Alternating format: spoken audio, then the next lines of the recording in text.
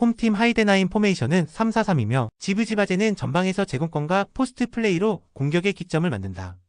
레오 시엔자는 측면에서 활동량과 속도로 변화를 주지만 박스 근처에서 결정적인 임팩트는 제한적이다. 도어시는 중원에서 패스 전개와 전환 플레이를 책임지지만 압박이 강해질 때는 실수가 반복되는 약점을 드러낸다. 하이데나임은 3백 구조를 활용해 수비 안정을 도모하지만 박스 부근에서 라인 간격이 쉽게 벌어지며 커버 밸런스가 흔들린다.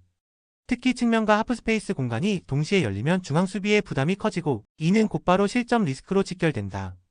그래서 수비를 단단히 구축해도 상대의 빠른 연계 패턴 앞에서는 쉽게 흔들릴 가능성이 크다. 원정팀 도르트문트 포메이션은 3-4-1-2이며 기라시는 박스 안에서 제공권과 득점력을 동시에 보여주는 핵심 공격수다. 아데에미는 폭발적인 스피드와 돌파력으로 상대 수비를 무너뜨리며 기라시와의 연계 패턴으로 유기적인 움직임을 만든다. 조브 벨링엄은 중원과 전방을 잇는 연결고리로 순간적인 스루 패스와 템포 조절 능력으로 공격의 다양성을 더한다. 도르트문트는 기라시와 아데에미의 2대1 원투 패스, 하프스페이스 침투, 그리고 오프사이드 라인을 깨는 움직임으로 상대를 압박한다. 특히 박스 근처에서 이들의 콤팩트한 연계는 수비 시선을 동시에 끌어당기며 단 한 번의 움직임으로도 결정적인 찬스를 만들어낸다. 결국 도르트문트는 공격 루트의 완성도와 변칙적인 무브먼트로 하이데나임 수비를 무너뜨릴 준비가 되어 있다. 하이데나임은 3백 수비를 앞세워 조직적으로 버티려 하겠지만 하프스페이스 침투에 대한 대응력이 떨어진다. 반면 도르트문트는 기라시와 아데에미의 유기적인 연계와 벨링엄의 전개로 경기 내내 압박을 가할 수 있다. 결국 전술적 완성도와 공격 다양성에서 차이를 만드는 도르트문트가 승리를 가져갈 전망이다.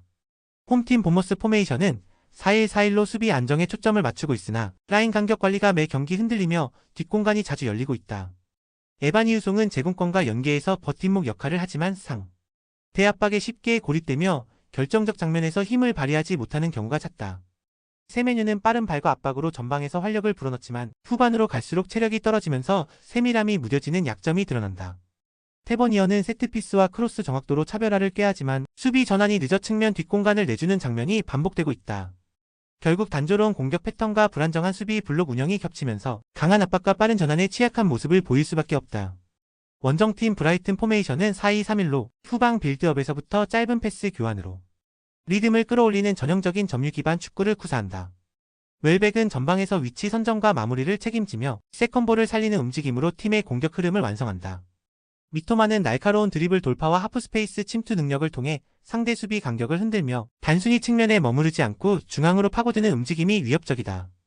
오라일리는 중원에서 박스투박스를 오가며 패스 템포를 가속화하고 순간적인 방향 전환으로 상대의 압박을 무력화하는 역할을 맡고 있다. 브라이트는 전방 압박과 전환 속도에서 확실한 우위를 점하며 후반부로 갈수록 공격의 날카로움이 배가 되는 흐름이다. 본머스는 수비 조직의 불안정함과 단조로운 전개가 동시에 드러나며 강팀을 상대로는 버티기 어려운 흐름이다. 브라이트는 미토마의 폭발적인 돌파와 오라일리의 전환 능력을 중심으로 다양한 공격 패턴을 만들어내고 있다. 결국 전술적 디테일과 경기 운영에서 확실히 앞선 브라이튼이 이번 경기를 승리로 가져갈 가능성이 높다. 홈팀 크리스탈 팰리스 3백을 기반으로 라인을 단단히 내리고 상대를 유인한 뒤 역습을 노리는 팀이다. 마테타는 최전방에서 몸싸움과 제공권으로 중심을 잡지만 세밀한 움직임과 결정적 마무리에선 한계가 뚜렷하다. 사르는 측면에서 속도를 바탕으로 상대 뒷공간을 공략하지만 압박이 강해지면 돌파 루트가 단순해지며 효율이 떨어진다. 휴즈는 중원에서 템포를 조절하며 수비 밸런스를 맞추지만 전환 속도가 더딘 탓에 빠른 공격 연결이 자주 끊긴다. 결국 안정적인 수비 블록은 가능하지만 공격의 창의성이 제한돼 상대를 확실히 무너뜨리기에는 힘이 부족하다. 원정팀 선더랜드 포백을 중심으로 라인을 낮게 가져가며 실점을 막는 데 초점을 맞추는 팀이다. 엘리에제르 마인다는 전방에서 부지런히 움직이며 압박을 가하지만 박스 안에서 결정적인 마무리를 지을 힘은 약하다. 탈비는 측면에서 스피드와 활동량을 통해 돌파를 시도하지만 크로스의 질이 불안정해 위협적인 찬스로 이어지는 장면은 드물다. 자카는 중원에서 헌신적으로 움직이며 수비 조직을 정리하지만 공격 전개를 가속화할 패스가 부족해 템포가 무거워진다. 그래서 공격은 단조롭게 흐르고 상대 수비를 공략할 뾰족한 해답이 부족하다는 점이 한계다. 양팀 모두 수비 조직을 먼저 세우며 안정적인 운영을 택할 가능성이 크다. 마테타와 엘리에제르 마인다가 전방에서 버팀목 역할을 하지만 결정적 찬스 창출에는 한계가 드러난다. 탈비의 속도와 사르의 돌파가 순간적으로 위협을 만들 수 있지만 밀집 수비를 뚫을 만큼의 변별력은 부족하다. 그래서 전반전부터 후반 종료까지 팽팽한 힘겨루기만 이어질 수 있고 결국 두 팀은 승부를 가르지 못한 채 무승부로 마무리될 가능성이 높다. 영상이 이해가 안 되시거나 이외의 다른 경기 분석 및 조합이 궁금하신 분들은 아래 고정 댓글로 편하게 말 걸어주세요. 스포츠 베팅 정말 어렵습니다. 혼자서 하기 쉽지 않아요. 서로서로 좋은 건 공유하며 다같이 재밌고 건강하게 스포츠 베팅 합시다. 홈팀 에버튼 포메이션은 4-2-3-1을 바탕으로 짜임새 있게 나서며 바리는 전방에서 제공권과 연계의 플레이로 중심축을 형성하고 있다. 그릴리시는 왼쪽 측면에서 날카로운 드리블 돌파와 인버티드 움직임으로 상대 수비를 흔들며 박스 근처에서의 반박자 빠른 슈팅으로 결정적인 위협을 가한다. 듀스버리 홀은 중원에서 전환 패스와 전진 배급을 통해 공격의 리듬을 조율하며 활동량으로 수비와 공격을 동시에 연결한다. 최근 들어 그릴리시의 폼이 올라오며 전방의 창의성이 살아나는 장면이 늘어났고 측면과 중앙을 동시에 공략하는 변칙적인 패턴이 돋보인다. 하지만 시즌 초반부터 드러난 마무리 기복은 여전히 개선되지 않았고 후반부에 들어서면 압박 강도가 떨어지면서 수비 라인이 불안정해지는 문제는 여전하다. 원정팀 아스톤빌라 포메이션은 동일하게 4-2-3-1을 유지하며 와킨스가 최전방에서 제공권과 침투 움직임으로 상대 수비에 부담을 키우고 있다. 맥기는 박스투박스를 오가며 압박과 빌드업에 동시에 관여하고 틸레만스는 패스 선택과 템포 조절을 통해 경기를 풀어간다. 하지만 전방 전개가 지나치게 와킨스 개인의 움직임에 의존하는 경향이 강하고 측면에서의 크로스 패턴 외에 새로운 플랜 B가 보이지 않는 점은 뚜렷한 약점이다. 최근 경기 일정이 과부하로 이어지며 주전 선수들의 체력 저하가 두드러지고 있고 후반부로 갈수록 압박 강도와 전환 속도가 크게 떨어지고 있다. 공격 전개가 단순화되면서 상대 수비 블록을 뚫어내는데 어려움을 겪는 상황이 반복되고 있으며 이로 인해 경기 주도권을 꾸준히 가져가기 쉽지 않다. 에버튼은 그릴리시와 듀스버리 홀을 활용한 전방 전개가 살아나고 있지만 여전히 마무리에서 기복이 존재한다. 아스톤 빌라는 와킨스와 맥긴의 스위칭으로 변화를 주지만 전술적 단조로움이 반복되고 있다. 양팀 모두 유럽 대항전과 리그를 병행하며 체력적 부담이 커진 상황에서 후반으로 갈수록 집중력이 떨어질 수밖에 없다. 따라서 이번 경기는 전술적 제약과 피로 누적이 겹쳐 양팀 모두 승부를 내지 못하는 무승부로 귀결될 가능성이 높다. 홈팀 플럼은 4-2-3-1 전형을 바탕으로 안정적인 라인 유지와 동시에 적극적인 전방 압박을 병행하는 팀이다. 최전방의 호드리고 무니스는 제공권과 마무리 능력을 겸비해 상대 박스 안에서 확실한 타깃 역할을 하고 있다.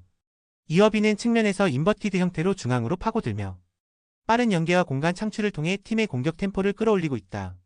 루키치는 중원에서 균형을 잡아주며 패스의 방향을 바꾸는 능력으로 공격 전개에 활력을 불어넣는다.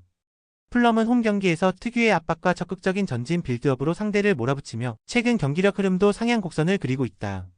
원정팀 리즈 유나이티드 리즈는 4-3-3 포메이션을 기반으로 빠른 전환과 압박을 통해 흐름을 잡으려 한다. 피로에는 제공권에서 강점을 보이나 좁은 활동 반경으로 인해 강한 압박에 쉽게 고립되는 경우가 잦다. 제임스는 폭발적인 스피드를 무기로 하여 측면 돌파에 나서지만 마무리의 날카로움이 떨어지면서 결정적 장면을 이어가지 못한다. 슈타하는 중원에서 템포 조율을 맡고 있으나 상대의 중원 압박을 받으면 패스 선택이 지연되며 팀의 리듬이 끊긴다. 공격 전개가 단조롭고 전술적 다양성이 부족해 강한 압박과 빠른 전환을 구사하는 팀에게 고전할 가능성이 크다. 플럼은 홈에서 강한 압박과 유연한 전개를 앞세워 상대를 몰아붙일 준비가 끝났다. 반면 리즈는 포백의 불안정한 간격 관리와 단조로운 공격 루트로 인해 후반부 집중력 저하가 치명적일 수 있다.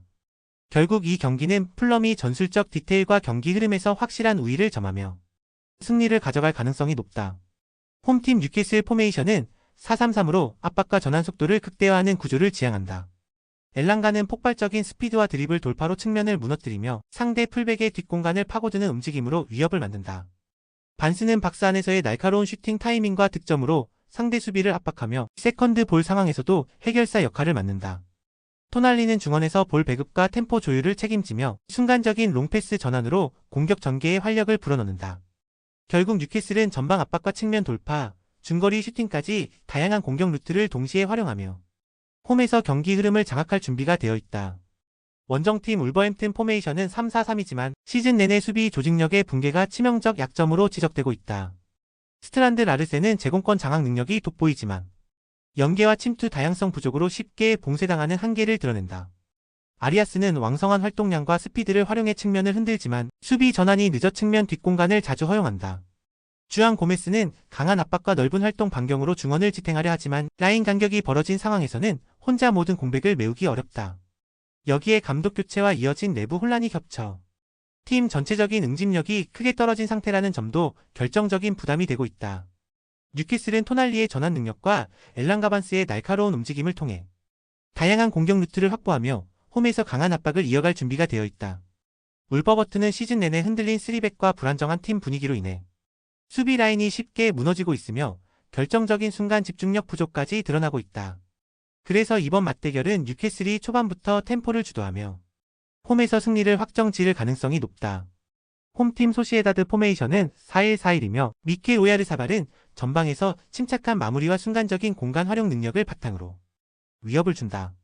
쿠보 타케우사는 측면에서 폭발적인 드리블과 컷인 슈팅으로 차별화를 만들지만 상대가 라인을 좁히면 공간 확보가 어려워진다.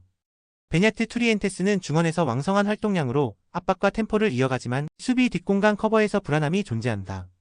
소시에다드는 조직적인 포백을 바탕으로 실점을 최소화하려 하지만 페널티 박스 근처에서 하프스페이스 침투를 방어하는 능력이 떨어진다. 그래서 상대가 빠른 템포로 원투패스를 활용하며 압박해 들어올 경우 쉽게 균형을 잃을 수 있다. 원정팀 레알 마드리드 포메이션은 4-2-3-1이며 음바페는 폭발적인 스프린트와 마무리 능력으로 상대 수비 뒷공간을 무너뜨린다. 호드리구는 전방에서 길러와의 유기적인 연계를 바탕으로 좁은 공간을 공략하며 하프스페이스 침투의 핵심 역할을 한다. 길러는 날카로운 시야와 짧은 템포 패스로 상대 수비 블록을 흔들며 박스 근처에서 창의적인 전환을 이끈다. 특히 호드리구와 길러의 2대1 원투패스 플레이는 상대의 오프사이드 트랩을 무너뜨리며 페널티 박스 안에서 결정적 장면을 만든다. 레알 마드리드는 높은 점유율을 바탕으로 압박을 주도하고 페널티 박스 근처에서의 짧은 연계로 경기 흐름을 장악할 수 있다. 소시에다드는 안정적인 포백 운영을 시도하겠지만 박스 근처에서 빠른 연계와 침투 패턴에 대응하기 어렵다. 레알 마드리드는 호드리구와 길러의 유기적인 플레이와 음바페의 뒷공간 공략을 통해 공격 완성도를 높인다. 전술적 짜임새와 공격 효율성을 감안하면 이번 경기는 레알 마드리드가 승리를 가져갈 가능성이 높다.